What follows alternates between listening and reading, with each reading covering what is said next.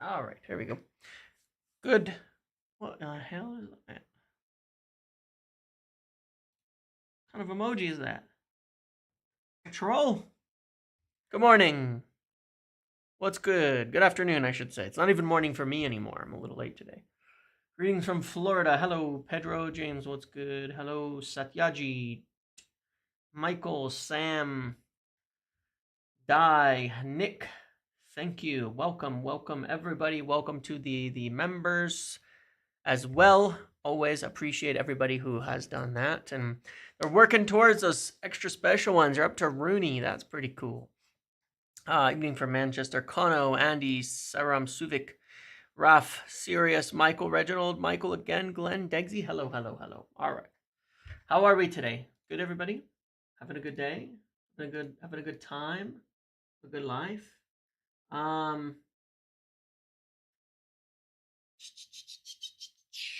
Hopefully, maybe, perhaps. Good life, bad life, okay life. Rohan, hello, Sammy. Cool. Anyway, yes, a lot I want to get to today. I hope you've all been enjoying. I try to broaden. I need to broaden more videos, I've gotten such nice feedback on things like, the PSR video, the striker video, the finance video, that kind of stuff. I did a video with the guy from Portugal on Amorim as well. I not necessarily as many views on everything. It doesn't matter, but I think adding and doing more things like that, people tend to really like. So I'm hoping to continue. So if you have suggestions on that, aside from the regular lives, pre-matches, post-matches, all that kind of shit, watch-alongs, if you have suggestions of things you'd like to see, obviously the Academy review has been very popular. That should be back this week as well. It's almost every week. We can't get it sorted every single week, but almost every week. That one is good. But yeah, if there's anything else you all want to see in terms of news, stuff like that, let me know. Stuff that's out there, things you want to know about, definitely let me know. I'm always happy to put the time in to make, educational stuff on subjects that I understand.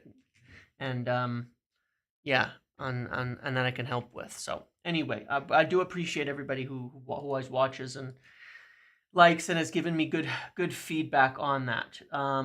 There's an under 21s game tonight. Kone is back in there, so we must feel okay about our midfield options, which is a little concerning. Because if Toby Collier isn't back, does that mean that Casemiro is going to be starting tomorrow for Ipswich? I hope not. I really hope not.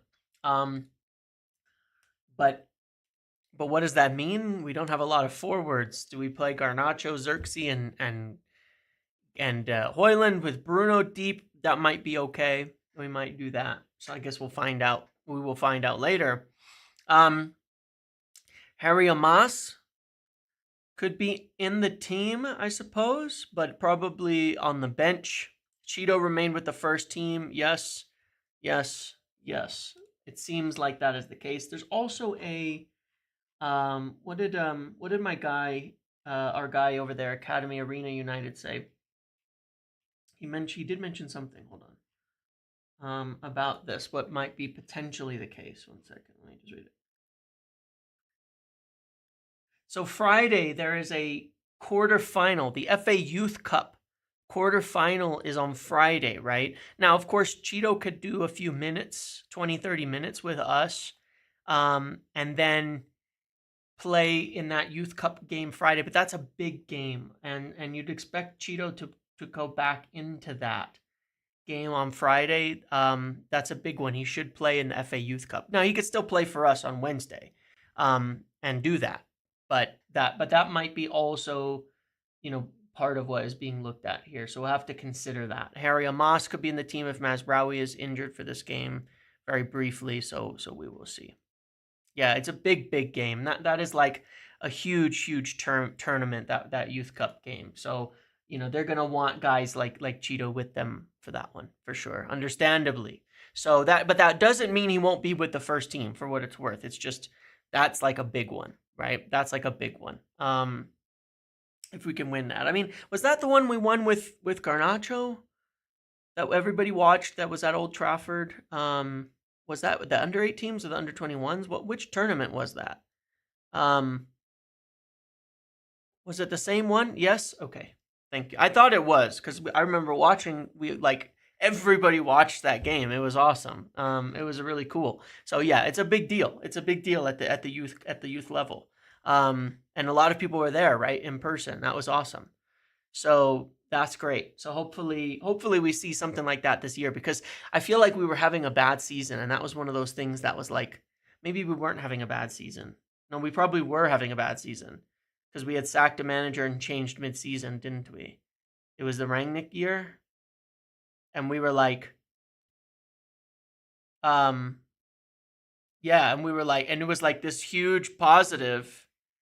When have we not had a bad season? But no, like it was this huge positive on that season that we all like took away from it and said, yeah, like this is great. It was Ollie got sacked, Rangnick came in, we were terrible, we were unhappy. I know, but relative, it was a bad season, even relative to the bad seasons. It was like this year. It feels a lot like this year.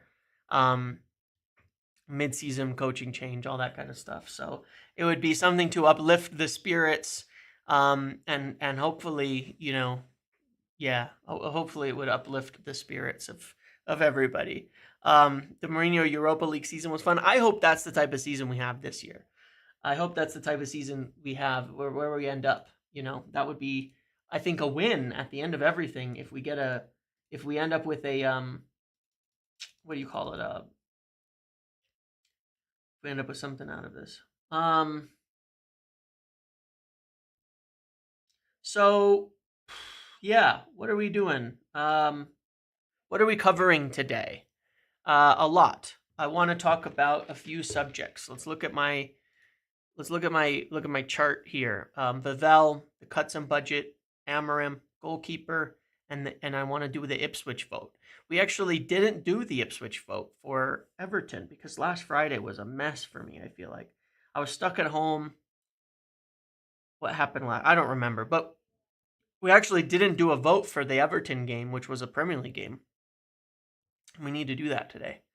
Not that we have many options because like the injuries and shit, but that's okay. So yeah, I'll talk about signings in here as well. I will talk about signings in here as well, no doubt about that. But first, I want to talk about Vivell. So obviously, the news came today that, like, officially, right? Because we knew this was coming. If I'm not mistaken, we've talked about this a dozen times on here, that that he was set to stay permanently, and that very likely between him and Wilcox, we wouldn't get a new director of football, and that he was going to be, aimed at the, the recruitment angle, whatever the role might be. So now, obviously, official today, Ornstein said that he's been appointed. Multi-year contract. Interesting. It says a fresh agreement will include a reduced salary. I thought it was funny. It's a little on the nose for me, but that's fine. A commitment to occupy a key role. Vivell reports into technical director Jason Wilcox, who, again, as I mentioned, is pretty much the sporting director these days. He's the head honcho. He's the king of everything. By the way, yes, I gotta be better at this YouTube thing. If you're here, smash the like button, follow, subscribe, ring the bell, whatever you call it. Get it up. There's 300 something plus people here. We need 150 likes. Share it, tweet it, do it all. Thank you. Anyway, getting back to what I was saying. Yeah, it was a bit on the nose for me, the reduced salary aspect of it, but what have you.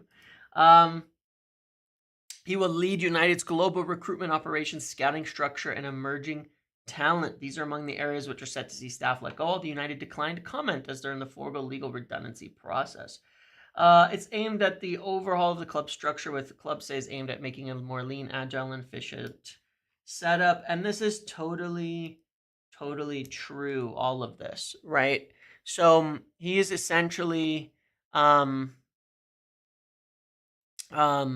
yeah, I mean, essentially, he's here to oversee the entirety of the recruitment structure, and that's what he's there to do. We're definitely going to be letting go of scouts. United have had the biggest scouting network on earth, and it's pretty hilarious that during the time when we've had the biggest scouting network on earth, for most of that time, they were reporting into Ed Woodward, who basically would just do as much as picking names out of the hat, or deciding while playing Football Manager on the train who he wanted to sign. So that was a massive fucking waste of money, and just goes to show the incredible mismanagement that has gone on at this club. That being said, there's very little evidence that having the most scouts in the world means you can identify the best players. On the nose essentially means like it's kind of like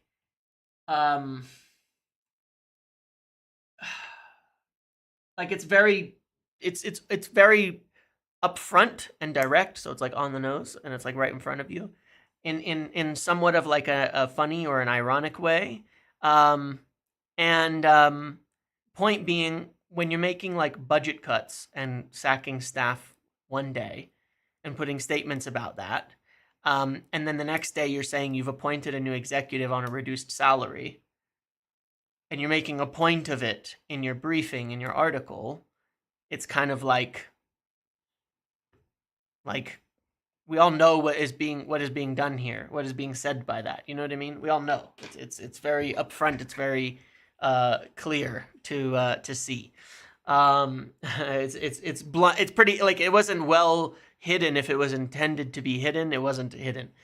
The point of saying he was on a low salary, it's like straight in your face. There wasn't much tact, but that's fine. I don't know that anybody's going to like take that and be like, oh, well, reduced salary, okay, like that's cool. It's not even PR, it's direct honesty. It's just that it's a bit on the nose, basically. You have a question? Are we interested in players on a free like Jonathan David or Angel Gomez? We can talk about that. Anyway, regardless, we kind of knew this was happening. So what we don't know, what there is little evidence of, is that a huge scouting network means you're going to find all the best talents, okay? Because you see clubs like Brighton, they find good players from under the radar. They don't have the biggest scouting network. It's more about connections than it is about anything else. And the idea with Vivell is, essentially, like, what he brings to the table is more than what the worth of like, you could streamline a department and utilize his connections more. So if Vivell knows, like, the guys in some of the, in Africa, because there's a fair bit of people who's recruited from Africa. Let's use that as an example with Sekou Kone, right? If he knows like the national team directors, and he knows like some of these teams, some of the bigger clubs in Africa's, people, then he will maybe get alerted earlier to, hey, you got to keep an eye on this guy. You know what I mean? He's an up and coming talent. Now, why would they do that? Well, of course, it means a lot of money for them, right? It means a lot of money. It means you can bring them in. And I think that, it's like you're more likely to get good talents that way than just sending a bunch of scouts out and having them watch random games throughout the world. There's too many games to do that anyway. You look at like Madrid and stuff, obviously they have their guy, the name slips me right now, but that's essentially what he does for South America, for Brazil. You know, he knows everybody. So when talents are up and coming, he knows them. He knows who it is. You don't need 35 scouts watching Brazilian games to identify the best talents, because he knows the people in the right places to find the best talents. And so those connections can often be more important, I think, than, you know, caliphate. Yeah, you know, that can be, those connections can be more important, I think, than just scouting. And that's the view, essentially. We'll see, but that's the view, is that, you know, those connect, because it's like, it's kind of like outsourcing it, in essence. You know what I'm saying? Like, you could scout every game in South America, or you could know people at the best clubs who are already identifying the up and coming talent, and it benefits them if you can buy them, because that gives those clubs money. That's their model: bring those players up, sell them on to Europe or somewhere like that, and it gives them, you know, makes their club more attractive to talent coming through in their country. So, you know, it's stuff like that matters. And essentially, it's like, is that more efficient, having someone who's built up a good network, than anything else? And so, you know, it's probably going to be more like him using his network to know, where do we need to be looking, where should we be organizing the scouts in a little bit more of an organized fashion in that respect. And yeah, and the focus for him will be really probably most likely in that, like, 18 to 21, 18 to 23 range, right? Bringing in the Caicedos that we should have been getting. Bringing in Ahmad is an example of when we did it right. You know, players like that, but bringing them in. Kone, these types of things, and bringing them through. So hopefully we'll do more of that, because there are talents like that out there. You know, we've been talking about some of these names, which, Hamza, I know that's what I want to mention as well. Like Franco Mastantuono for ages. Like these top young talents in other countries that ideally we could get. The Nipons, the Mastantuonos, these types of things. You know, ideally Vivell can bring those kinds of guys in. Low, you know, again, low wages, usually lower transfer fees, but regardless, they're so much easier to bring in. If you sell them later, if it doesn't work out as well, you're usually making a profit. It's a model we need to be signing those kinds of players, not just financially, but because sometimes it's the best talents in the world, you know, can come through that way.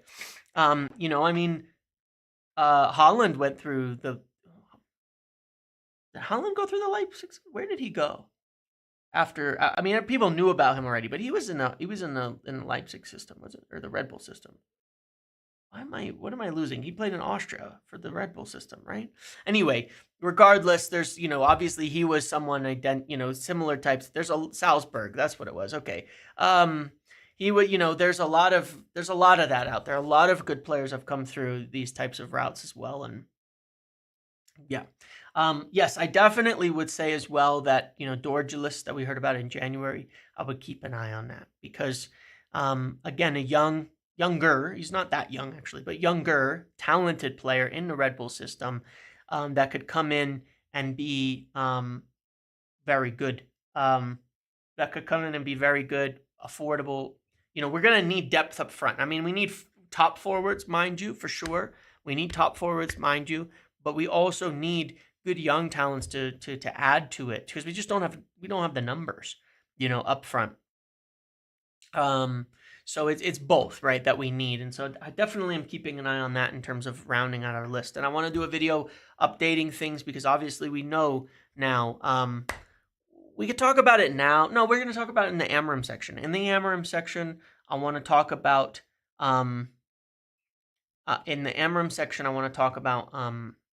summer, because it's tied to that. It has a lot to do with that. That's where I want to talk about it as well. You know, I want to go back here, by the way, on this, just because I was looking for, I knew I'd talked a fair bit about it in the past, and the information I think is accurate. So I was just going to look at this that was aggregated from something before Ten Hag was sacked. And if we go here, forget about this is actually quite relevant, by the way. It said Ten Hag was under pressure because of the game model, not individual results, right? This is relevant to the Amorim thing later, but I want to remind you that at the end of the day, Ten Hag was sacked mostly because he was not implementing a long-term game model, and they did not see anything in there that aligned with their thinking and getting bad results. Okay. Amorim was brought in to put in the game model. I stand by this 100,000,000% that was the point. And so that's why the results aren't that important. When people are talking about these types of things in respect to his job this year, because it's their questions, how they view him, is whether he is implementing the game model that they want and making progress on that and sticking to it, and whether he's successfully separating the wheat from the chaff on who can do it. Okay, just on that point.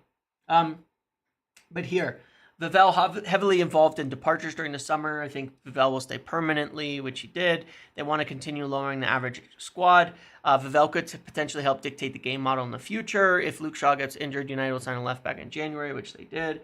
And there was talk at that time about signing a name from South America, signing players from South America, so I'm hoping we start to see that. And the last thing was Hayden Hackney. Now, Hayden Hackney is we'll see if they follow up on that. But the rest of it was all true and accurate, so I'm hoping we hear something about those last 2 points as well that I'd heard at that time, which was that we would be looking to potentially make... Well, wait, we signed Diego Leon. You're right.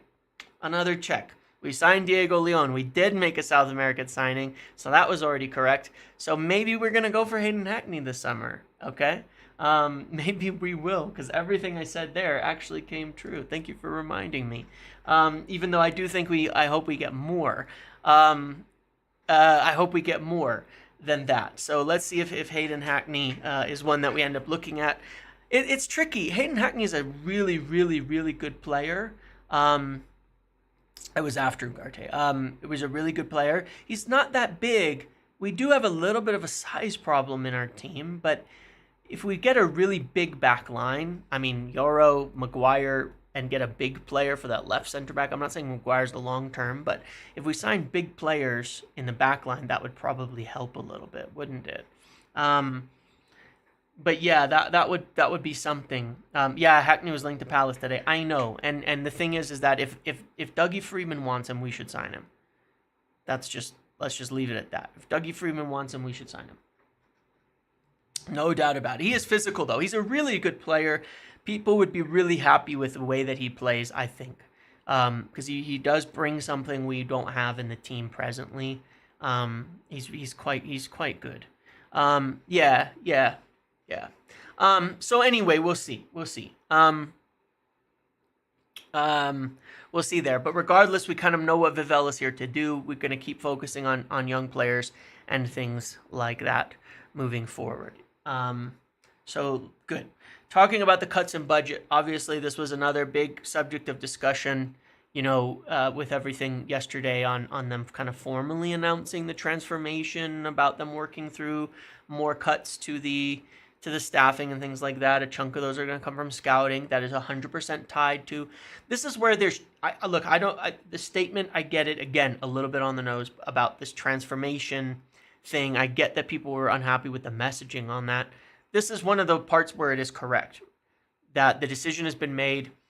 It's not just a money-saving exercise, but that they'd be better off utilizing a more streamlined scouting approach with people like Vivell than the approach of having a big scouting network. So in some sense, there's truth to that statement, and it is accurate. But obviously, I understand why it bothers people too.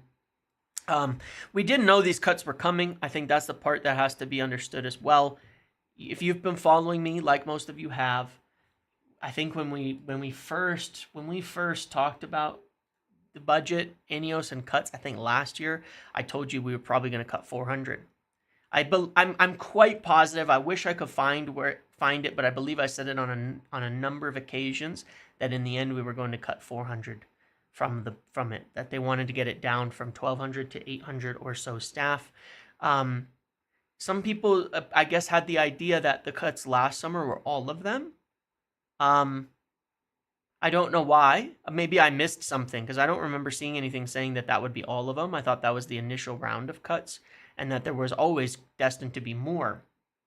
I actually updated in Patreon like 3 weeks ago because I was told there's another 150 coming in specific. And anyway, that's the truth of it. But I always knew that this was coming. I think we always knew this was coming in the long term. It was really interesting. Yeah, a 400 or more. Thank you, Richie, because I know you've been watching my videos a long time, and I know I talked about that a long time ago. Um, so you know, it is what it is. Um, we looked at stuff like, that. We've gone through it on the financial aspects on videos and things, talking about the staff. I thought it was really interesting, some of the graphs that were being shared, like, that United employed 800 people back in 2015. And you seriously do have to start to ask a question, right? Like, if we employed, there's a good account that follows me. I've interacted and talked to them a few times. Subprime goals. Does anybody? Oh, let me find that, because they had a good graph here. I just wanted to pull that up.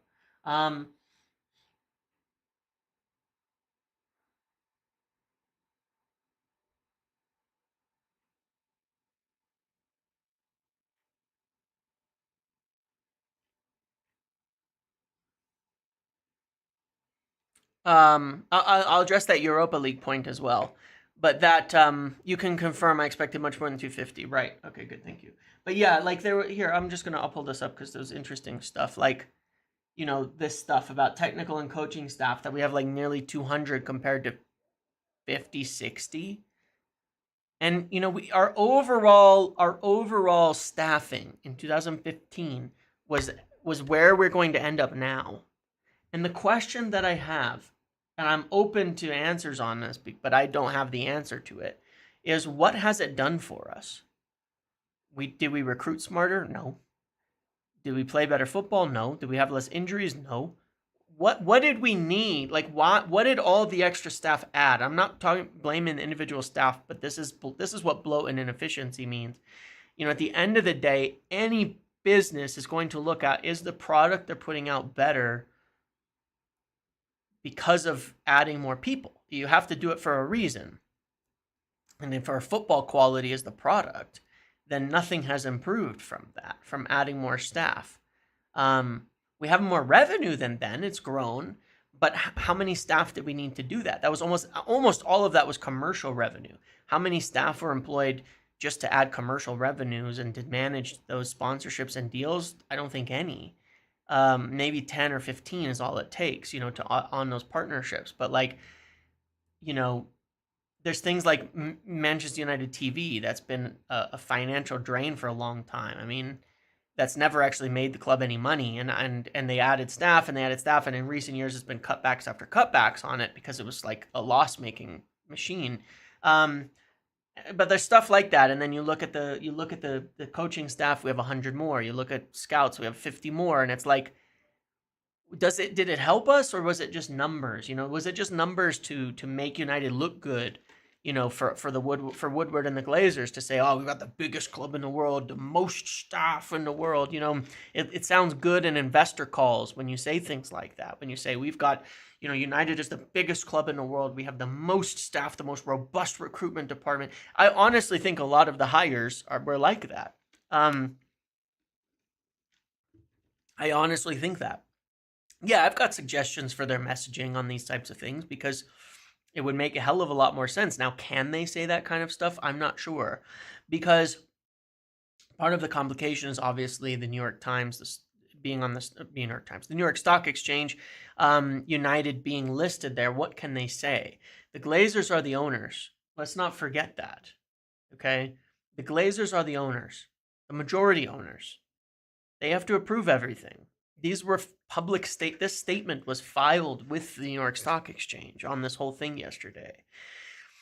If they say we were bloated, overhired, all of that, do they open themselves up for lawsuits on mismanagement of funds, things like that, blah, blah, blah. You can see they're constantly always like blaming other factors. Like they blame COVID when they have losses. They have this that they do losses. Like, there's all sorts of shit like that that goes on. But, no, they're clearly, I get it. Like, there's so much criticism. Like, well, why doesn't it say anything about the debt? Why doesn't it say anything about the interest? Why does it say all that?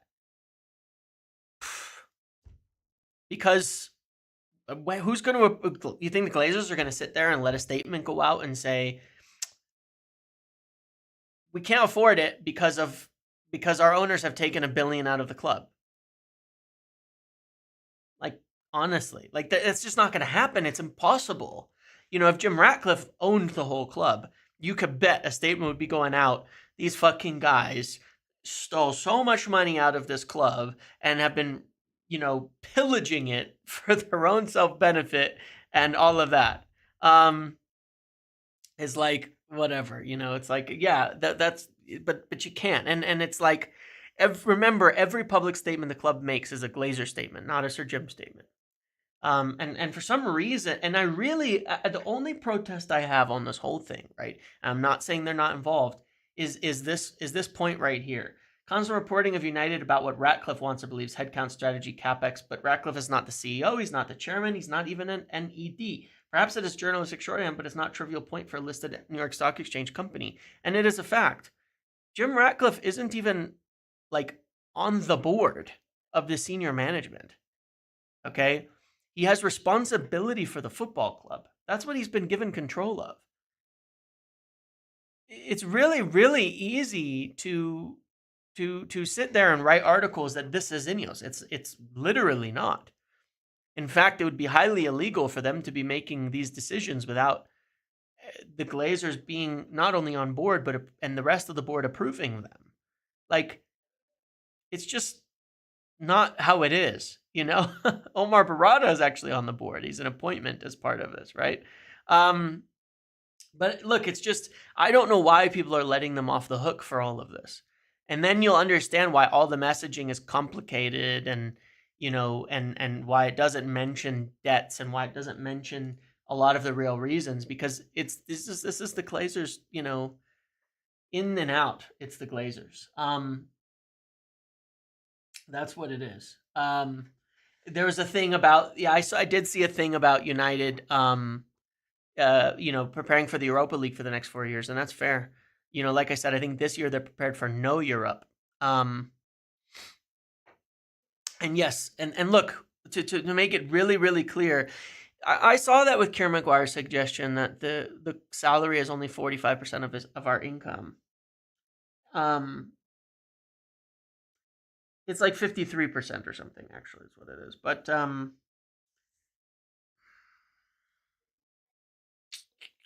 do I put this?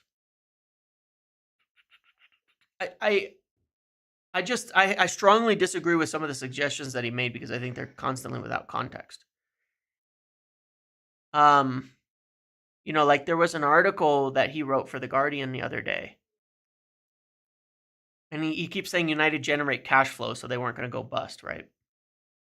But it said that United's EBITDA was really great. And it was but EBITDA is earnings before interest, taxes, I think dividends, unless I'm getting confused, and amortization. Amortization is the main one there. In many businesses, EBITDA is a really good measure because those are often pretty low amounts, right? And that means you're earning a lot, you're making a lot of cash, you're successful. In football, it's practically worthless. Because amortization is one of the biggest expenses you have in football. Amortization is the cost of buying players. Ours is $190 million a year. So one could sit there and say the EBITDA is great, $150 million, the club is super healthy, but the amortization is $190 million by itself. So it's misleading to say that. Could the club be okay? Yes. If they stopped buying players, and then what happens? I'd like an explanation there, because sure, without context, you can say that United have a plenty of money, that they're making cash, that they weren't going to go broke. And that is true.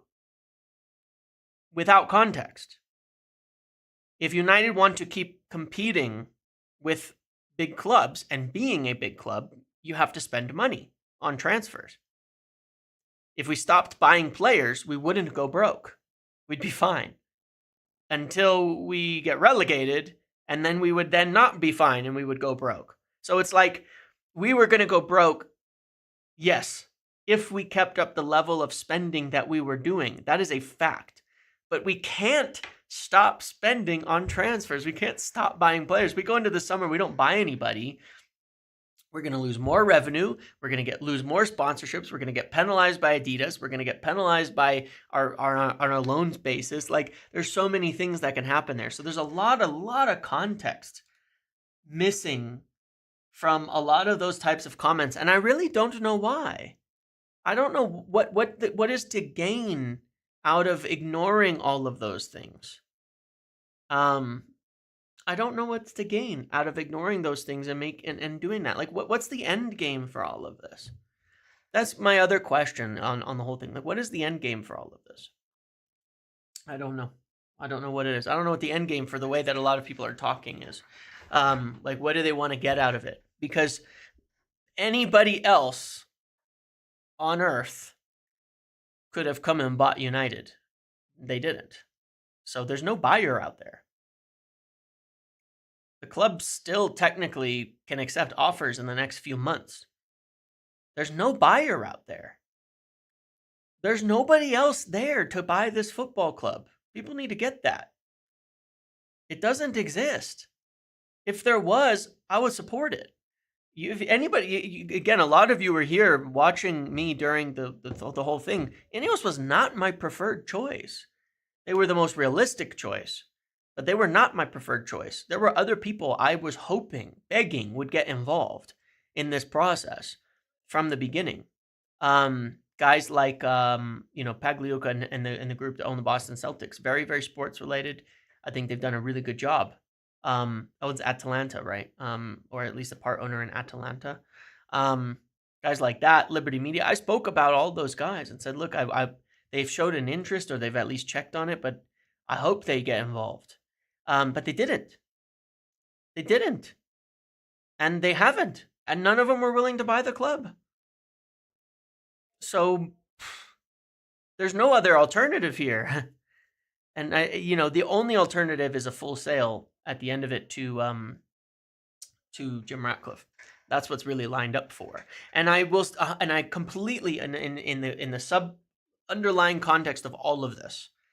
If you watched my video from Friday, I think it was, when I went over the finances. Well, when I went through all the finances and I went through the Bloomberg articles, I showed you there, underlying all of this, that I strongly believe there is a plan to get more of the club from the Glazers and to take it from them. And in doing so, also, it deals with the debt, helps the stadium, etc. Okay? That is the most important thing in there. And under the subtext to all of these conversations is the idea that is what's going to happen in the long term. Okay? That's what I want. That's what I think. That's what I believe is going to happen. That's where I, if I didn't believe that, and I didn't think there was any plans to it, and it's not just belief because there's info behind it too, then I would have a different view on everything. But I understand what's happening on that. If they don't execute that plan properly to end up with more of the club, I will have severe doubts, because then everything that's being done is temporary, and that I cannot support. But yeah. I mean, OGC Nice is third currently, and it's whatever to me what other clubs are doing. I mean, we don't measure Citigroup by Girona, right? Like it's meaningless, right? We don't measure them by that. It's like it's whatever. So that's fine. But anyway, I do think it's very, very important, underlying all this subtext, that the long term Ineos take over the majority. Because it's a change of control. There's change of control clauses in these debts, where when the control of the club changes, then the debt comes due. So I believe we went through all that during the takeover process. I remember talking about it, that it was a lot of research into that. And I believe when there's a change of control, the debt will have to be paid off as part of that. So hopefully that is the case. But I did a good good live on this last week. If you missed it, make sure to check that out because it's going to be relevant forever. The discussion I had on that with Bloomberg, the Bloomberg articles, the debts, the things, that's going to be relevant info for the next months and months and months. Okay, so hopefully, you know, what we discussed there is where things end up. Yeah, and there's that too with merchandising and things. I mean, United have moved the merchandising in house and set up a whole thing, and they're selling more. But if the Glazers weren't here, like I've bought kits, but I'm hesitant. You know what I mean? Like I'm always hesitant to spend much money because I'm like, you know, I don't necessarily want to funnel money in that way, even myself. And I'm not like the most, you know, what's the word for it? Like I'm not the biggest zealot on this. But even I'm like, maybe once every few years I'll buy a kit or something like that. So it's like I'm like in the middle where I'm like, I don't want to, but I also don't feel like I should have to hold myself back from buying it. But I would certainly spend more if they weren't here. That's for sure. I'll put it that way. I definitely would spend more if they weren't here. That much I could say for sure. And I'm sure there's a lot of people in that. I'm sure there's a lot of people in that camp. You know what I mean? Yeah, the kit prices are really high. I usually buy them later on in the season because, like, they're going out of season anyway. Like, I don't care if I buy it in August versus March. You buy them for $40 in March, who cares? I mean, they're just old kits I'm going to wear at random times. It's not like a big deal. I'll buy them at the end, you know. That I don't really care about. But obviously, I understand people who go to games and stuff on a regular are more likely to want it early on. A green and gold kit, yeah, that would be pretty cool. Yeah, the Adidas hoodie, yeah, stuff like that would be nice. Like, there's that one Adidas sweater I have that's got the devil on it, the gray one. I really like that. So yeah, you know, and it has an effect on the brands that sponsor. I mean, for Snapdragon and stuff, it probably doesn't because they're fucking massive and whatever. But certainly, I think everything would be worth more later on. Regardless, let's talk about Ruben Amorim. I've shared this. I spoke about this last week. I confirmed it. I spoke with someone yesterday. The guy, by the way, that I did the podcast with, that I've gone on his podcast a couple times. Theater of the Red, Sean Connolly. He's an Irish guy. Very very lovely guy. Real long term United fan. All of that. And anyway, he has confirmed with someone as well that he spoke with. And he posted an article on this yesterday that kind of went slightly. I mean, you know, I don't think people generally use him as a source, but I can tell you he's a good guy who has connections to the club. And regardless, he posted this as well, that Amorim 100% retains the full backing and everything of the owners, of the management, of Ineos. In this case, Ineos is accurate because we're talking about the football decisions, right? In this case, this is where it gets confusing, right? You say they want to sign and sack a manager. That's Ineos. It's United, but that's Ineos. You start talking about budgets, it's not really Ineos. And that's why it gets the whole thing gets a little bit confused, because I'm like liable to do the same thing, because in this case, it is Ineos. I mean, Ineos are on the board. Sir Dave and Sir Jim are two of the three on the board with Joel Glazer, who get to decide on what happens in the football side of things, you know. So in that respect, it's a little more accurate. And that is part of why it's confusing in terms of the language. But in this respect, it is them. You know, the Glazers couldn't sack Amorim if they wanted to. It would have to be done by Ineos. Anyway, they support and back Amorim very, very fully, 100%. As I've heard, you know, they fully agree with, respect, and value what he is doing, even if, again, the results are bad. So I showed you that thing earlier about why Ten Hag was under so much pressure. And a big part of that was the things like the game models, right? That basically they wanted to see that someone was actually going to be implementing this game plan, fighting through it, figuring out who can do it, who can't, being willing to shift off high earners and such who are underperforming, and being fairly direct in that response. And Amorim has done it, and in a large part to his own detriment. He understands the situation. He does. Obviously, you know, I know there was comments today in the press conferences asked about the job loss. And I think that people are taking it too literally when he says, you know, he's adopted as he is part of the club and its history now. Understand that. He, you know, if you watch his initial interviews, that's his concept of it. He's a part of Manchester United and its history now. as the manager. It's a big responsibility. So when he says, cuts and things like that, part of it is we, as the engine of the club, have not been successful. He's not really just talking about now. He's talking about the history, the club, the all of that is as a like that. You get it. It's like the royal we. It's like we have not been successful. It's not just like, oh, we didn't beat Everton, that's why we have to make job cuts. He's not being crass like that. His comment is correct. United have spent an extraordinary amount of money, but they've not seen the success that comes with the amount of spending that they've done on the pitch. And, so given that, that's kind of that's really all he was saying, is that we've spent an enormous amount and we've not been successful. And that is true, even with the debt, even with the interest, the size of United, the revenue it generates, all of that. If United were good on the pitch, Champions League every year, deep title runs, deep cup runs, all of that, then United's finances would be fine. But they haven't been. And so you can still pinpoint it to the fact that we've wasted a lot of money and we've spent so much without seeing the revenue of success, because success makes money. Success does bring in revenue. It brings in prestige. It brings in commercial deals. It brings in sponsorships. It brings in tickets. It brings in TV deals. It brings in, just the money from winning. There's so much money that is tied to success and winning.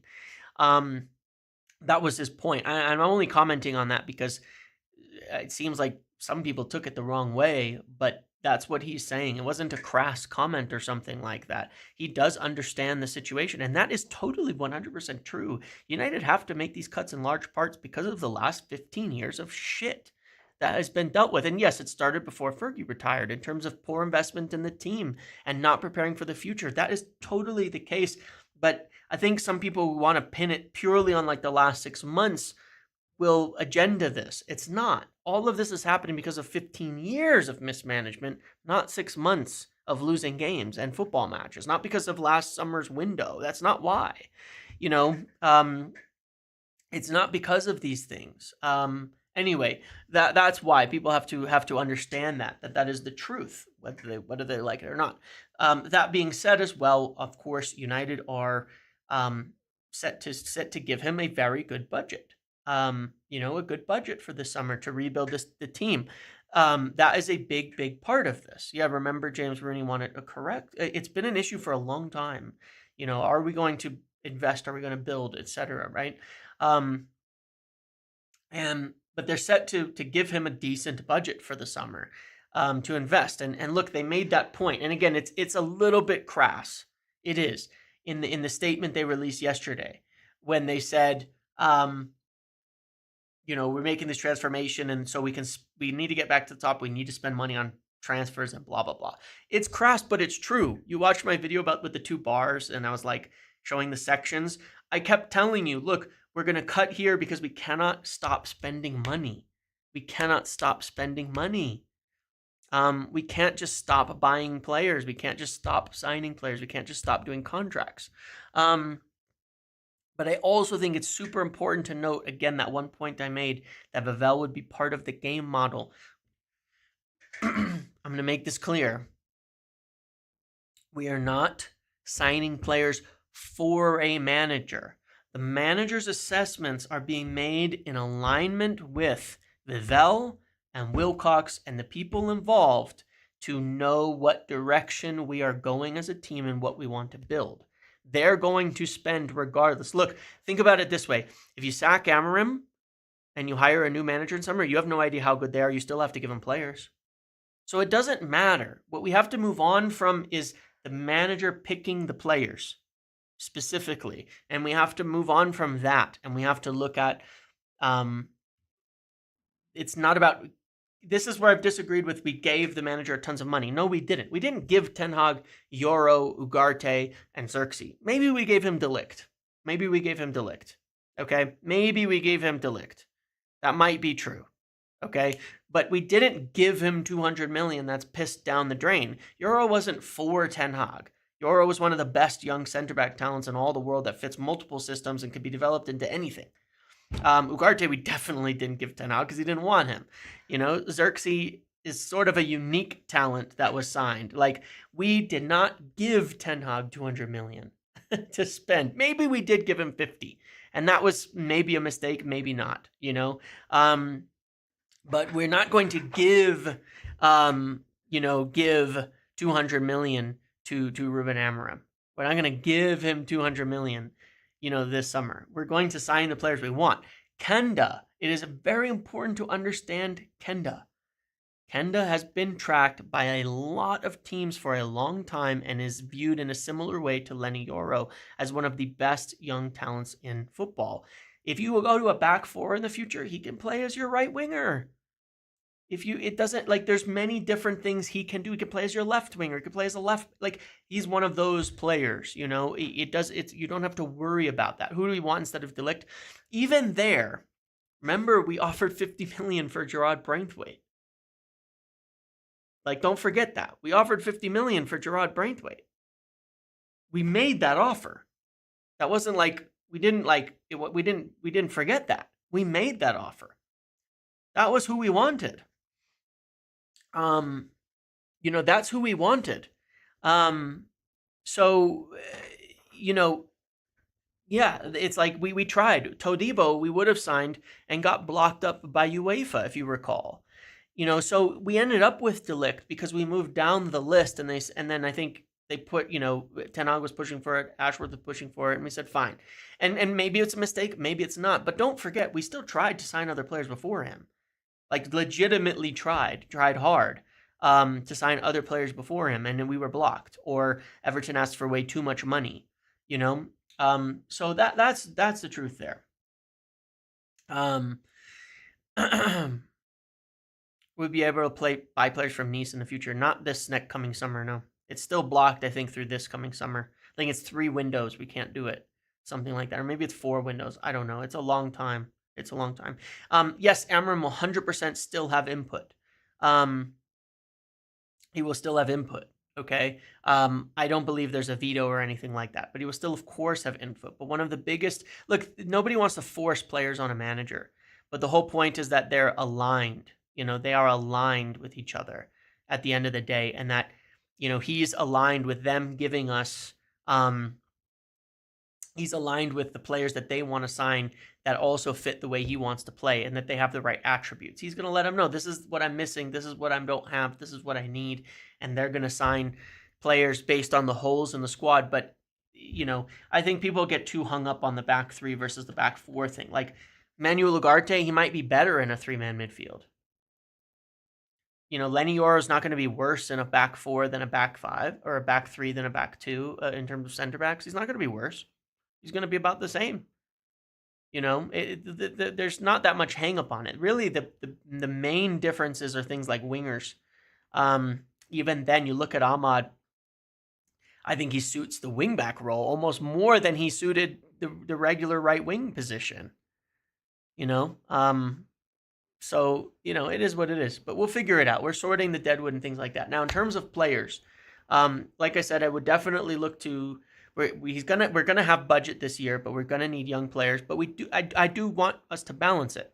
And yes, I've seen all the news on Osimhen.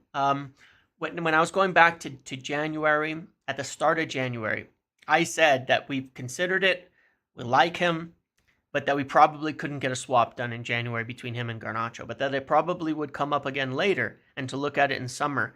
And I strongly believe Osimhen is a very wanted target.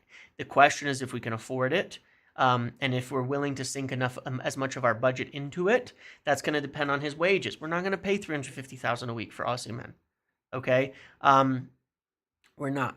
But if he accepts decent wages, $200,000, a structured system, and all of that, then we will.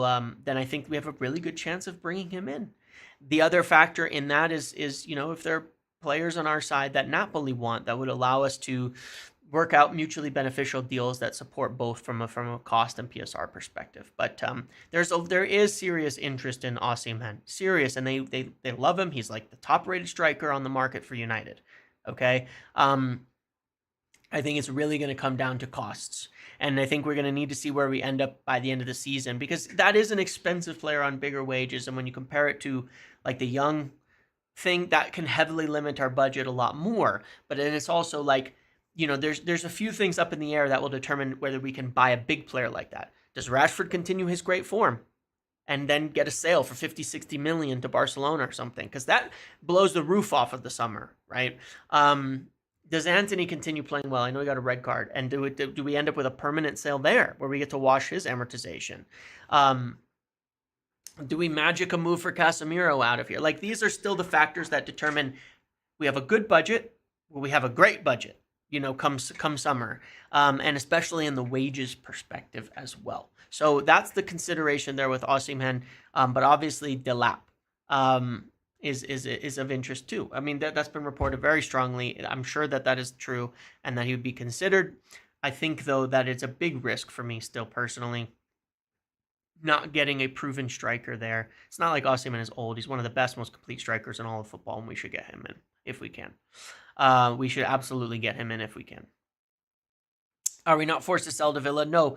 If Rashford doesn't want to go to Villa, he can go somewhere else. And then they don't have a clause. If Rashford wants to go to Villa, he can go to Villa if they pay 40 million. If he doesn't, then pretend the clause doesn't exist. It's irrelevant because he doesn't have to accept a permanent move to Aston Villa. So that's the difference. Usually in an obligation, they agree a permanent contract ahead with an option. Sometimes they do, but more often than not, they can turn the move down.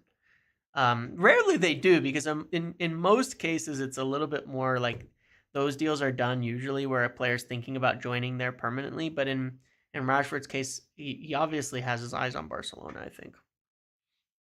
So yeah, a lot being worked up with sales there.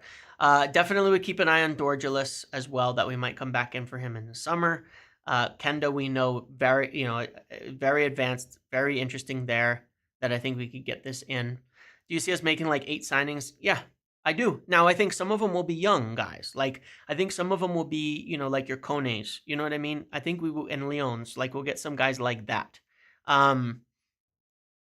We will get some guys like that, but I think we can make a lot of signings. And I think that's kind of the goal, is spend big, spend well, but spend smaller per player, smaller wages per player, but get a lot of them in. So if you get Kenda, a striker, a forward, a midfielder, a center back, a goalkeeper, young players in a lot of these positions, you can afford it. It just really depends. And obviously the extent that we can go is going to be on those sales that we talked about. But yes, I definitely am keeping my eyes once again on Dorgelis, Rig, and Nippon, and Mastantuono. Mastantuono, Rig, and Nippon would all, I think, be 10s in this system. And I think that they're all in the base, similar to Dorgelis, but I think they'd all be slightly different profiles, but would be potential kind of on that younger side bracket to bring in. I don't think we'll go for Dibbling, I think, because Kenda. But all of those players would kind of fall into that forward 10 position role. We've looked at all of them. Let's see if we make a move for all of them. They're still interested in them. For a younger player, deeper, I'm still we looked at that thing I said about Hayden Hackney. Everything else on that list was correct. So hopefully we'll see if we move for Hackney. It's no guarantee, obviously, but he's a great young player who would fit in our midfield really well. Wouldn't be too expensive, 20 million, 25 million, I think, and on low wages. And then there's Ederson is maybe a more experienced, expensive option. That is an option for United. At center back, they're interested in Braithwaite. They're interested in Huijsen. I had a good source on the Braithwaite stuff originally, and I'm kind of waiting to find out if there's been any new contacts. Before Lissandro's injury, it had gone dead on Braithwaite for United.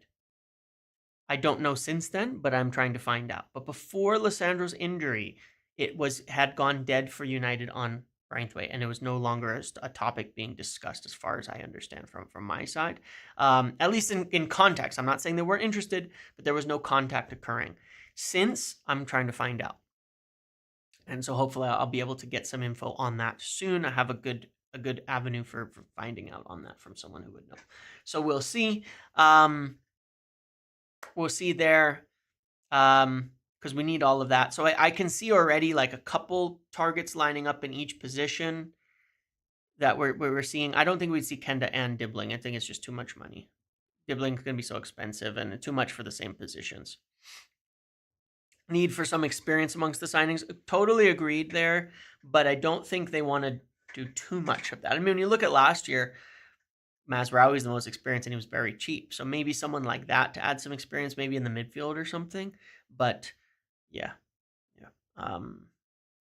The other player, obviously, that could come up as a left center back, and I say this again because United liked him before Amorim. You can go back and check, is Gonzalo Inacio as a left center back. He fits like a glove. He's one of the best passing and on-ball progressors in the whole league. He's taller than Lisandro. He does still have some of the weaknesses, physical, in terms of pace especially, but he is very, very good and one of the best on-ball defenders in all of Europe. So it may be a subject of discussion as he's still highly admired at United. Kenda's a better talent. Would they get another one from Sporting? On principle, maybe no, to avoid some of the past errors. But at the same time, again, they very much liked Inacio for multiple years before this. So it wouldn't be like that. But they didn't go for him. I haven't heard anything indicating yet that they make a move there. But it's just one I'm going to keep in mind. So we will see. Yeah, we will definitely see. I would prefer Braithwaite or Hewson. Let me think if I'm thinking of if I'm missing anything else in terms of names that I know are targets. That covers a lot. Kenda, Delap, and Osimhen, and the other names, by the way, that I included in that striker video are all being watched, but I believe Osimhen and Delap are the highest rated. So that's right, striker. All those young 10s. Then there's the more expensive 10s like Cunha and Mbumo that are of interest, but we need to. Those are ones where I think 100% we have to sell somebody significant in order to bring someone like that in. I believe that was more like Cunha was being looked at for a purchase in January if we sold Garnacho. So we'll see where we go by the end of the season on that. If Garnacho being sold comes under discussion again, then I think we'd be looking to make a big move at a forward 10 if Garnacho doesn't kick on. So we'll think about that. That I will think about that. Like I said, I know they've lined up like their top targets in every position. I know that for a fact. I don't know all the names, but I know they've lined up their top targets for every position, as well as a few alternates, and they're working on those. But that doesn't mean they're going to go for every top target because some of those are still contingent on other things happening. So we won't. So the 10 is one of those. The younger ones, I think they're going to get at least one of them, I believe. A young 10 coming in. Now, Vivell is probably going to expand our list of names and things like that too, mind you. So, in terms of young players, we could see more added than the names we've discussed there. The midfield, Ederson, Hackney, I know have been of interest.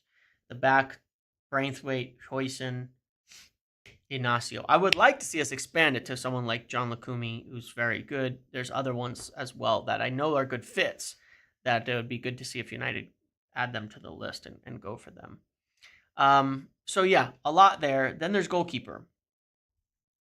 I think it was in November or October I shared that United have been looking at goalkeepers. At the time in summer, they offered James Trafford the move. They offered James Trafford the move in summer to be the number 2 goalkeeper behind Onana, probably to replace Bayindir, who wasn't playing at all under Ten Hag, basically, and was looking to move. Now, he's played more under Ruben Amorim. He's been injured, but when he comes back, maybe he'll end up getting into the team. Maybe he will. United are still watching Porto, and I think that Diogo Costa is still of interest. Yes, he's at Porto. Diogo Costa, he was a top target. He was our top target on keeper when we bought Onana, and we bought Onana instead. So we're still interested in him. Still watching him, but he'd be expensive. But James Trafford was offered that second at the time. He didn't want the move. He's agreed terms with Newcastle, but they have not agreed a fee. If United come back and want to offer him the first position, then he probably will take the move to United over Newcastle, and he could join. Now, Wilcox also knows him from the City Academy, so yeah, the interest remains. If they decide he's good enough, he's having a very good season. If they decide he's good enough and that the need for a goalkeeper is strong enough that they want to bring him in as the first goalkeeper and look to move Onana on, then he would take that move. So that again, another thing I'll hopefully find out about in the next few weeks is if there's been any changes there moving forward on that situation, because it's still a little bit open. Some people have compared it to like if maybe he's not great, but like how Arsenal brought in Ramsdale before David Raya. For me, Onana's been so bad. I don't know. Trafford was extremely poor for Burnley in the Prem 2 seasons ago. Yeah, but he was only 20. I mean, goalkeepers are famously late bloomers in that respect. Early, like young goalkeepers make loads of mistakes. He's still only 22. He's having a really good season.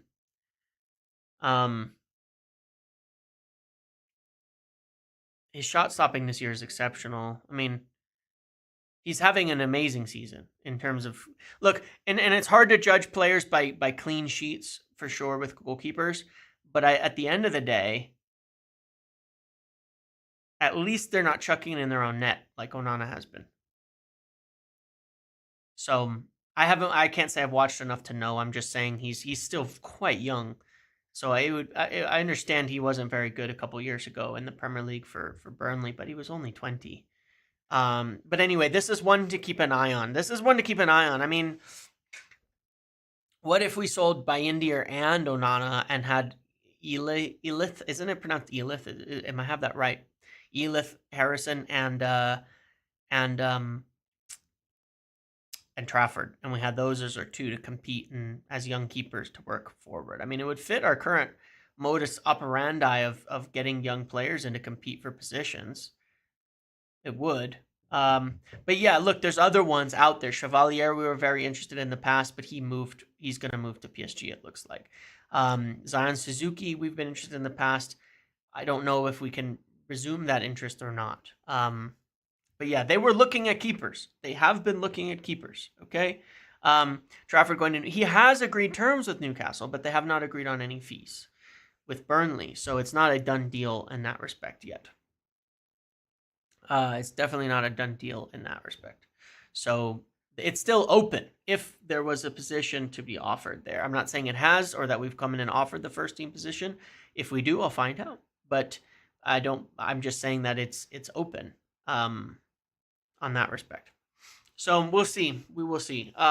We will see there. But that is definitely an interesting situation to keep an eye on. There was definitely a lack of confidence, and like we wanted a second keeper who was young, who could develop, who could compete with Onana. And so I can't say that they'll end the season with more confidence in Onana. I'm probably more likely that they see the need to replace him. So yeah. All right, let's do our vote. It's been a long time. It's been over an hour already. I want to get to our vote. I want to do the vote for the game tomorrow. Our options are fairly limited.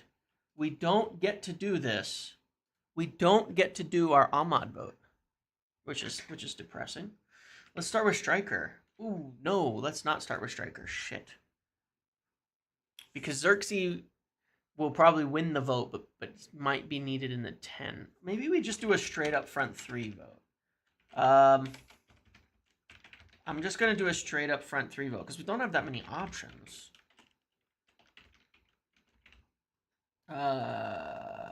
Shit. People writing off Trafford because it's not a fancy name. He's got the fanciest name of all. He's Trafford, man. He's Trafford.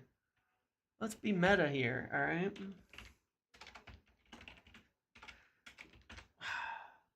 I think voting for Cheeto to start is unfair, but I'm gonna put him in.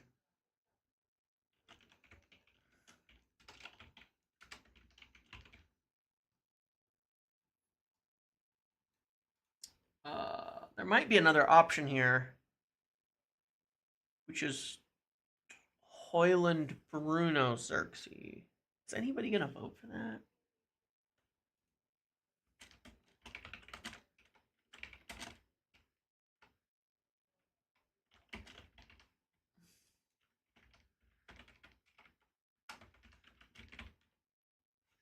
All right, I'm just gonna give you these three.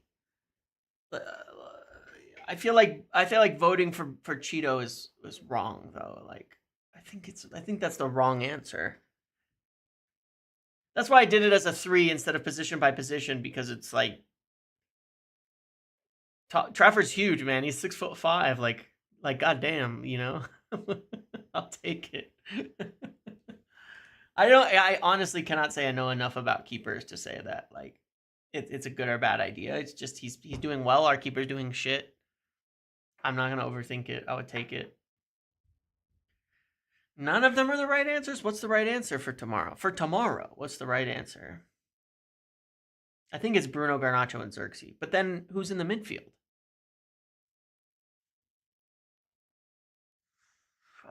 You guys are gonna have to vote for Casemiro in the midfield.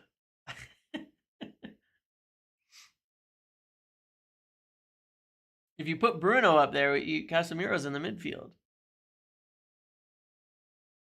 We don't have any other fit midfielders. Masraouy's injured too. Collier's not back. Eriksson. Maybe I just do it position by position. Should I just go position by position? Because you know what? It's fine. We're gonna do this, and then I'm gonna add Eriksson as a separate vote. Okay, we're versus Casemiro, and if we want, we can flip them. If we want, we can flip them. We can flip them. We can flip them. Scalvini would be great if he could stay fit.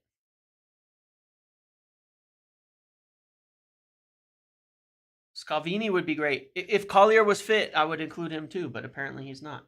Look, it's fine. We're gonna sort this out. We're gonna sort this out. I'll just add in some excess votes, okay? We're gonna add some excess votes, okay? We're gonna sort this out. Don't you worry.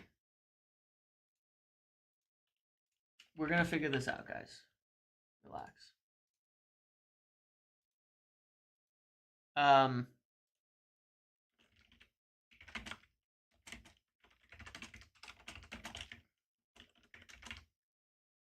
Here. We're gonna sort this out. We're gonna, we can do what we want. We have the ability to do whatever we want. We have the ability to cast more votes, to make up polls on the fly, to fix this.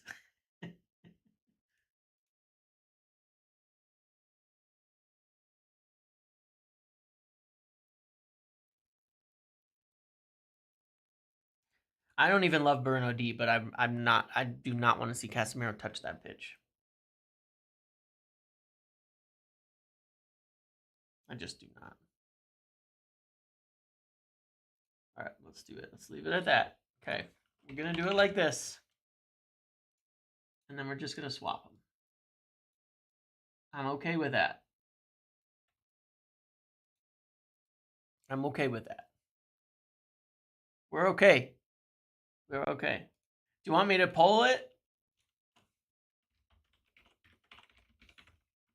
Here, I'm gonna poll it just so we have a fair run at all of this.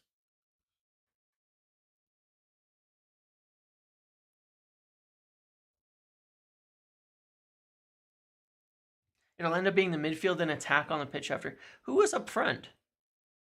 Cheeto? No, we won't start Cheeto. There's like no way we start Cheeto.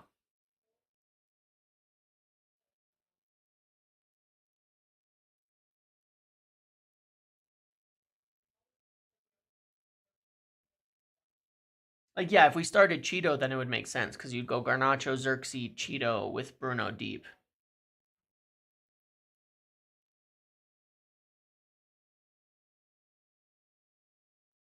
Fab says Mount's on crazy salary. I don't know how we're going to shift Mason Mount. I really don't. But alone is our best bet. Or we just somehow pray Mount gets healthy. I mean, the horrible part about it is I really wish Mount could play some fucking football, man, because I actually think he would do really well. Hoyland, Xerxes, Garnacho from the 62nd minute. Okay, I think that's probably what it's going to be, yeah. But Eriksson might start up front. I mean, I think I prefer Eriksson with Garnacho and Xerxes, to be honest, but it could well be Eriksson. Because I think Eriksson will, if he can kind of settle around the final third and find Dorgu, it's going to create some good chances. And Eriksson's pretty good at finishing off cutbacks. He's pretty good at that. So if we could keep that up, I'm okay with Eriksson in the front three. He's good at popping up with some goals here and there.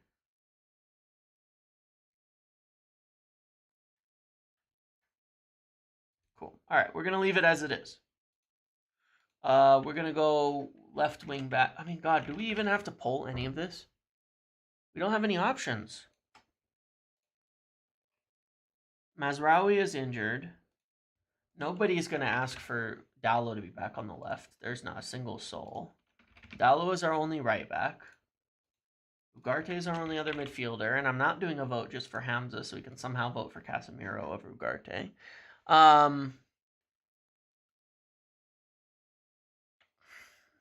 We only have 3 fit center backs.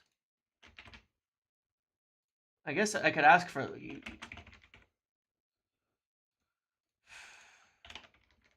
This is all we have. I mean, we have... We don't have any players. I'm just thinking. Like... We don't have any players. Could I do, Lindelof?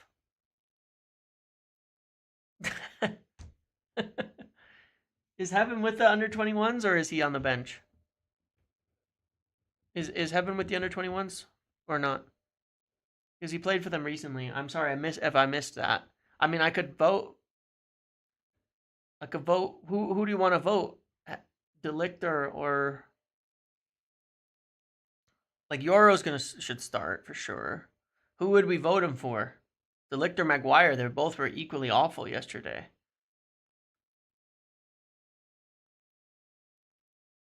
I mean, people will probably pick him, but he's not even debuted yet. He's not even debuted yet. There's just no way.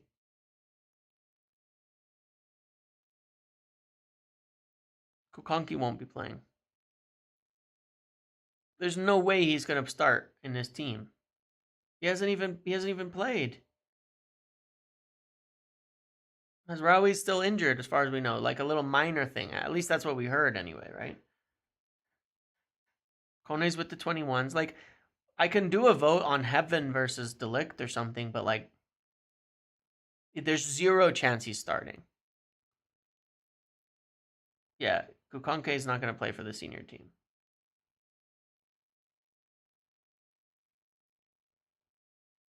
Yeah, there's 0 chance Aiden Heaven plays or starts.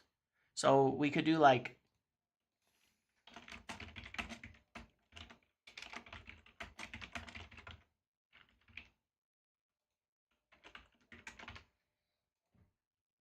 literally all you could do is do De Ligt or Maguire for Lindelof.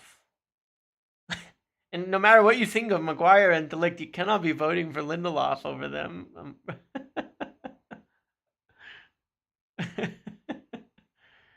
You can't, man. You cannot justify a pro Lindelof vote at this point in time. You just can't.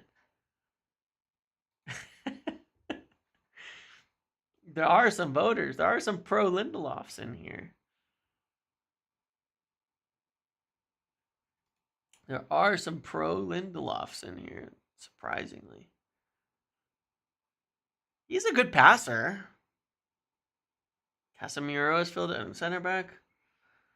He could fill in at center back in a back three. Would anybody want Casemiro over De Ligt or Maguire either? I wouldn't. I don't want Casemiro touching the pitch. Just not pro Lindelof, but anti De Ligt. Yeah, but you're so anti De Ligt that balances to pro Lindelof is a surprise to me.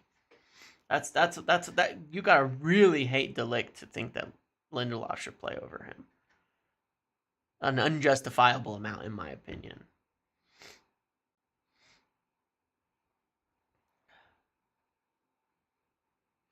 He is a good passer. He's just an awful defender. He is a good passer, though. I actually completely agree on the sense that he's a very good passer.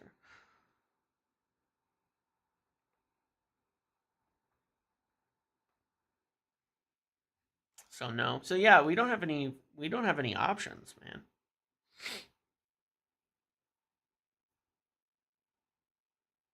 This is what we got. It's not that bad of a team, mind you. I know people go crazy about it. It's not that bad of a team, but it's not the best either, that's for sure. There's some serious issues with this team, let's put it that way. When I say it's not that bad of a team, I say there's a lot of individual talent on here. It's just really poorly assembled. Like, there's good players in here, but the balance, the assembly, how it's all put together, it's a mess. But there's goals in this. There's good enough players to win. I mean, Dorgu's been excellent.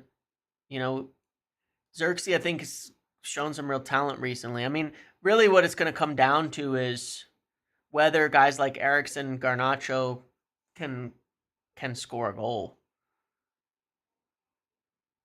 If we can control possession against Ipswich, Eriksson could be very good in this game. It's just, if we can. Yeah, I don't know. We'll find out, I guess. I don't like this team, but I would like to see this team tomorrow. I think I agree with pretty much every selection here. Like, in terms of the options available, I think this is what we got. Then you could bring Cheeto off the bench. Is there anybody else on the bench that can change the game? No, I don't think so. You could bring Casemiro on as a 10 for a late goal. He might be okay there, just getting in the box and trying to get on the end of a set piece or something. Yeah.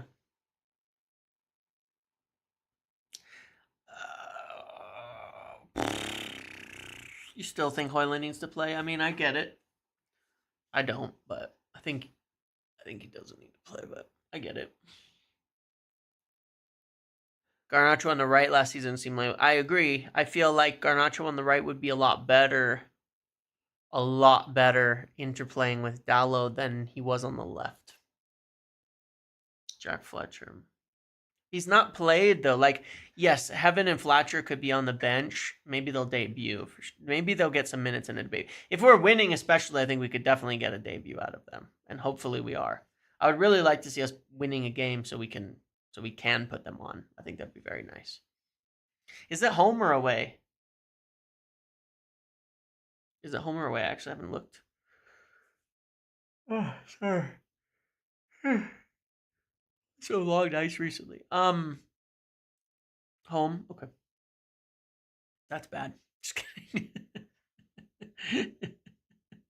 That's bad. Dorgu could have 3. Yeah, he could.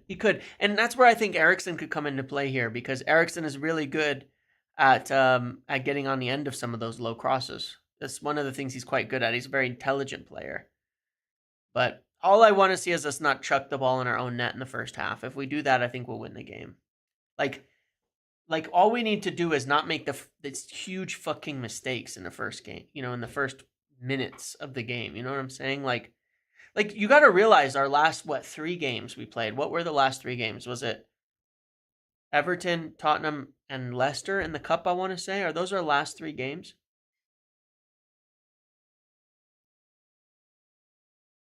Those are our last 3. Everton parries the ball straight in front of a player. Tottenham parries the ball straight in front of a player. Leicester parries the ball straight in front of a player. 3 goals in the first half in 3 straight games from parrying the ball directly in front of the opponent. Just don't do that, and we might not be like losing at halftime. Just don't do that. It's not that hard. Just don't do that. Just just like angle your palms so that it goes out of play. Oh yeah, and the penalty. That was VAR, right. That could have been another penalty. It was parrying it right in front of the goal. So, yeah. Let's hope not. All right. That's what I've got. I've enjoyed the discussion today. Been a few days since I've done a live. I'll be back tomorrow morning pre-match. Once the lineups are coming out for a live, we'll hang out then. I'm gonna figure out what other content to make as well that I want to create over the next couple of weeks. That is more timeless. Maybe a center back video as I'm getting the names there. Maybe a tens video, like the expensive tens versus the cheaper tens. And then we'll see if there's anything else more meta that I want to look at. Maybe I'll do some digging on Vivell and find out if there's anything else I can learn from about that. Okay, thank you all. Have a good rest of your day. Enjoy your day. See you later. Thanks for hanging out with me. As always, make sure you like the stream, comment, interact, subscribe, share it. Got up to 157 likes. I think that's what I asked you guys to do. So thank you for that. I appreciate that. That's very nice. Do more. But thank you. No, I appreciate it. Thank you all. Have a good rest of your day, everybody. Okay. I'll see you later. Have a good one.